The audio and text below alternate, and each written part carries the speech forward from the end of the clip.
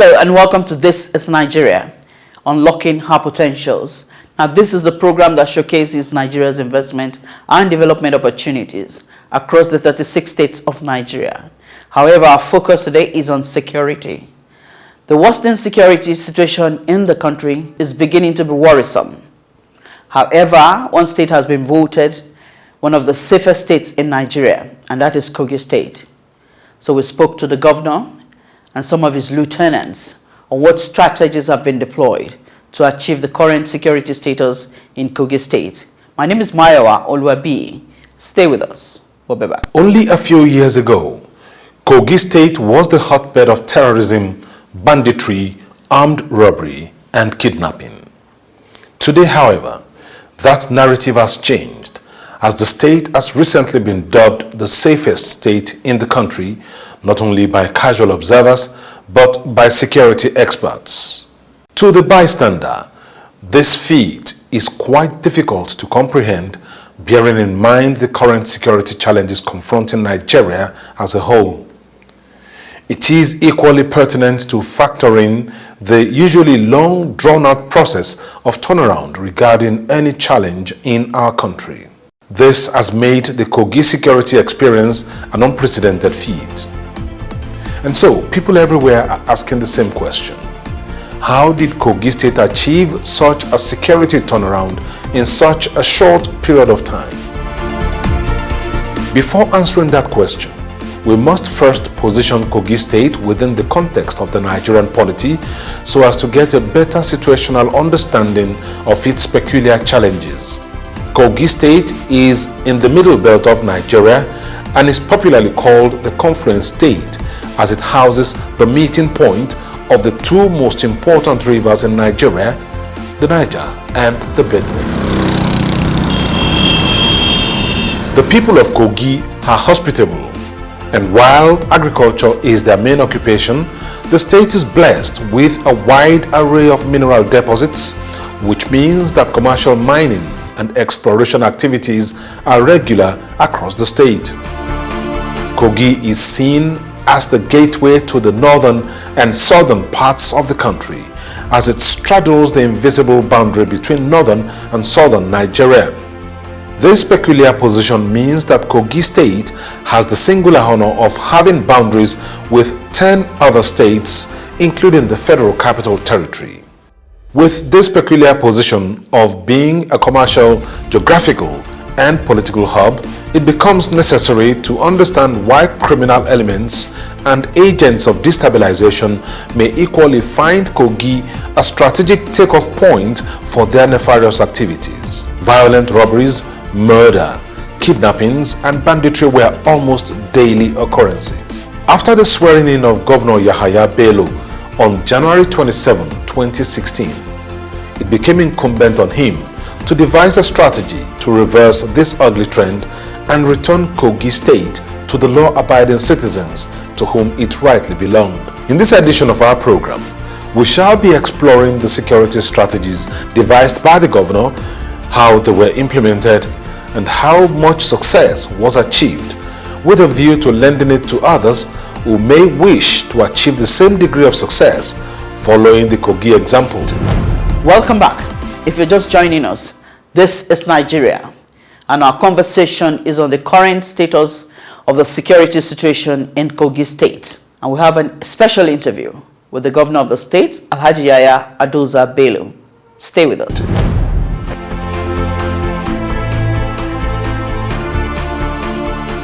We discovered that there is this particular gap which exists almost everywhere. And in order that we quickly meet up, we sought the approval of the authorities concerned to set up local vigilante. We sought approval to quickly incorporate the local hunters and other volunteers, and we got the approval. And in line with the law that I inherited from my predecessor, signed into but never executed, to establish our local vigilante, I quickly started the execution. We recruited able-bodied men across the state who will be trained in information gathering and fighting insecurity. At the same time, we quickly ensure that governance principle and practice is open door policy, and then the people got to understand the workings of government. They trusted and believed in us. So we ensure that we show them the resources we have. 100 naira, for instance, I'll give you an example. This 100 naira can go into infrastructural development or empowering the people, or we spend the whole 100 naira chasing criminals. At the end of the day, there will be nothing left for development. So the people bought into it, and then they began to volunteer information. Because these criminals live amongst the people. They know them. And people were scared and afraid to come out and give information. So having, build confidence in them, they were able to come out and then point out those criminals amongst them. And it was easy for the law enforcement agencies, in collaboration with the local vigilante and hunters, to quickly rout them out. That was why within 6 months of my administration, we were able to rout out insecurity in the state. While Governor Yahaya Bello may be the visionary and head strategist in the security architecture of Kogi State, and after selling his idea to the people and receiving their buy-in, it goes without saying that there must be boots on the ground, individuals, men and women, who must act to bring the vision to reality. One of such persons is retired Commander Jerry Omodara, who is the security advisor to the Kogi State Governor. He tells us how Kogi State came from being the most terrorized state in Nigeria to becoming the safest state in the country in a matter of months. The people deserve development. They deserve to live in peace. They deserve to have life that is expected of them. And without security, it becomes a big challenge. So the thinking of any government must be how to provide security. Let me give it to His Excellency Alayi Bello. The idea of having a solid security for the people of Kogi State, I think he conceived it before his election as the governor of Kogi State. No matter what you do, no matter what strategy you put in place, if you don't have the enabling backing, the law, the leadership direction, you cannot do anything. So he provided the leadership and the strategies provided by the security agencies. When you see a leader driving an idea, the follower will certainly follow. And that is what happened in Kogi. Kogi became so unstable, chaotic in terms of security, and by 2014, 2015, the state was like the headquarters of kidnapping in Nigeria, where you now have elements of Boko Haram, other terrorist group like ISWAP in Kaba. As far back as 2011, a factory where they make IED was discovered, and within the hills and forests of the central, it was very clear that we are living in a society that was not suitable for any citizen of a state. The rate of kidnapping between January 15 and June 2016, we had 167 kidnap cases in Kogi alone, mainly from our major roads, hinterland, and not in the houses. So it was easy to identify where the problem is coming from. And within that period, 2011 to 2016, we have 16 bank robbery, where they attack banks at will in Lokoja, in Okene, in Ida, in Anyiba, in Aito Rubede, in Kaba, in Odoere. So all these committed to, if a government is serious, then you have to look at how to redeem the bad image. The willpower must be there. The strategies must be there. The logistics must be there. The encouragement from the leader to the people to carry it out must be there. And that is what His Excellency provided. He provided so well that it got to a situation that we put Kogi on the table with security agency, with His Excellency. We were marking and we got our datas. and we now put what do we need to do. And that is why the narrative changed within 9 months of his coming to power. We know you may not want to tell us the exact details, but could you give us a general overview of some specific policy decisions that were made which helped to achieve these great results? Vehicles were procured. Over 160 vehicles were distributed to security agencies. And you cannot just distribute vehicles without fueling. They will provide dead allowance, and that is where we formed Operation Total Freedom for Kogi State, which involved the Nigerian Army, the Navy, the DSS, the police, the civil defense, coming together to perform the role by providing blockages. We equally provided technical intelligence. Beyond human intelligence, you need technical intelligence in today's modern type of security deployment. So the Kogi State government invested very well in technical intelligence. Secondly, by 2012, Kogi State House of Assembly already passed law on establishment of Kogi Vigilante service, but there was no willpower, no will to operationalize it, which His Excellency did. Within a year, over 3,500 vigilantes were recruited, trained by retired senior persons along with police on how to gather intelligence, how to report intelligence, and how to move and perform the road. We did not only stop at getting the vigilantes, we went also for the local hunters. Then we now started another function of knowing who is living beside you. Community begin to know one another. The traditional rulers, security agencies, religious leaders, youth leaders were brought together, and we have series of these stakeholders meetings. Again, policies have to come up. We now have policies of demolition of houses in Kogi, whereby, as of now, over 17 houses were demolished. Houses acquired through illegal means. By probably you recover AK-47 in your house, we recover that enough evidence, you have gone before the court, they know that you're a kidnapper, armed robber living in the house. Those houses were brought down. That alone sent a very serious signals to the people that they have to sit up. I will not lie to you, the central that we have over 51% of the kidnap cases came down. People could not sleep in Okene. People will not even be seen after 9 o'clock in Okene.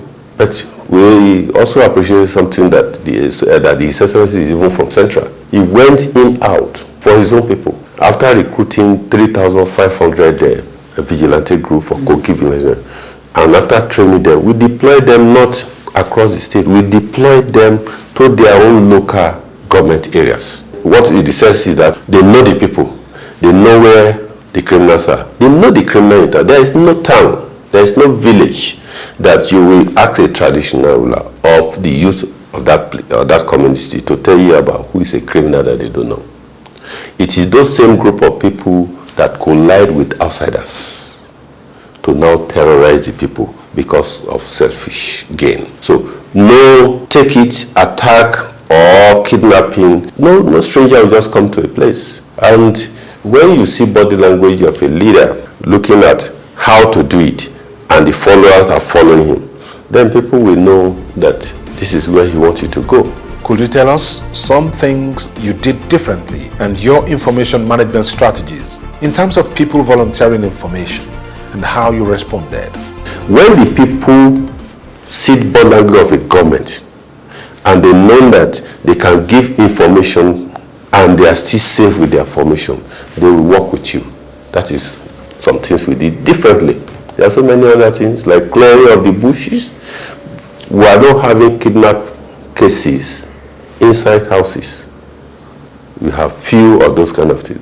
You have them on the highways. When you have them on the highway, how they do is to hide against on straws, on forests, so that to enter the book when they will have sighted. The governor started clearing roads in most of the major roads from Lokoja to Abuja, Lokoja to Kene, Lokoja to Kaba, and so on. We cleared the road to give at least about between 20 and 30 meters away from the major roads. And this helped us a lot. There are roads that were abandoned in Kogi before. but it's thing of the past today. No, people always forget how it was before. If you ask some people now, the government is not doing anything. But what this current government in Kogi State did was enough testimony for people to remember.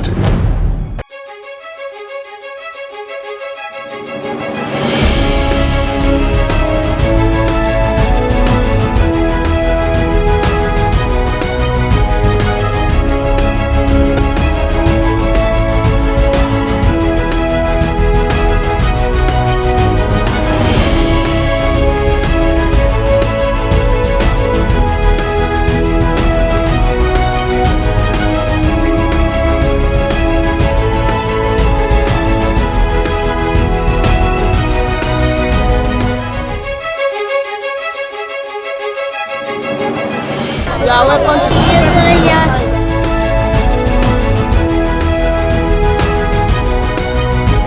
You're welcome to Lokoja.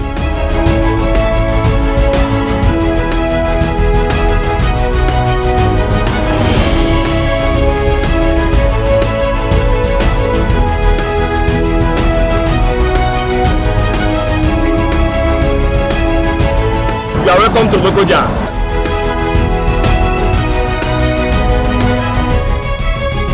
Kogi State, the Confluence City.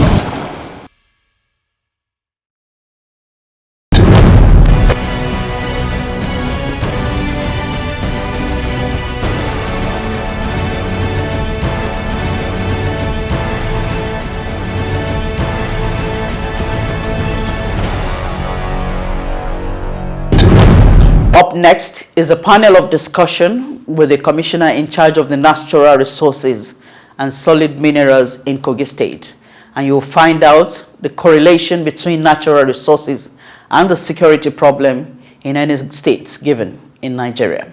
Enjoy it. We have a lot of solid minerals in Kogi State. Is it part of the reason why we should anticipate that bandits or criminals will be attracted to the place? Yes. Wherever you find good things, definitely is going to be accompanied by some social vices. So wherever you see gold, you cannot get gold without no bandit presence. You cannot see where there's a viable limestone, very solid minerals without the presence of bandits. We have set up a machinery who is looking into who are not having a genuine papers to mine, or who are illegal miners, because from illegal miners metamorphosed to bandits sometimes. And in those areas like Yagba East and West, because of the influx of the new faces there are a lot of local vigilantes in those areas have been gingered by his through logistics by His Excellency, that if you try and get your information, all what we need from them is give us information, where they are, where are they staying, their location. We'll hand over those information to the conventional security, and they'll do the needful. I think that is why you see that there's nowhere across the 21 local government that wherever you're coming from, if you are new to the system or to the state, the locals will know and they will give us the information. The information gathering is helping us a lot.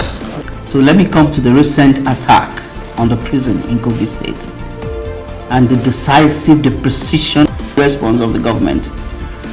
What informed that response and what was the outcome? Alhaji Yahaya Adozabino is a civilian general. He's courageous, he's fearless, he has the determination to curtail any insecurity at an eye blink. Because when the issue of Kaba, a prison break, I want to link it without mentioning any words, without not reserving any statement on this, that is politically motivated. And next is our opinion poll on the streets of Kogi State to find out the development in terms of security and how the people assess the status of the security situation in Kogi State.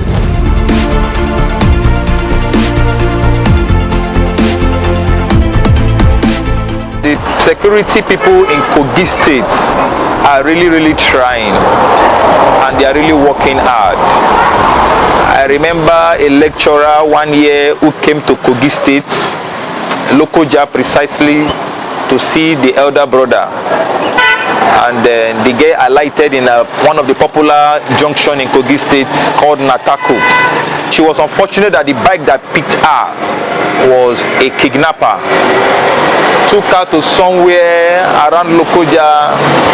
She was, they demanded for ransom of 150,000 naira, of which the money the people received. But before the following day, the girl had already been raped several times until she died. A reverend father called the officers, said there's a situation, and the security people went into action. Within 24 hours, those guys were arrested and apprehended. I could also remember some years back, there was security tension before Iyale, where some people invaded that particular village in the night, wasted lives, killed a father and the daughter. The commissioner of police gave an order immediately.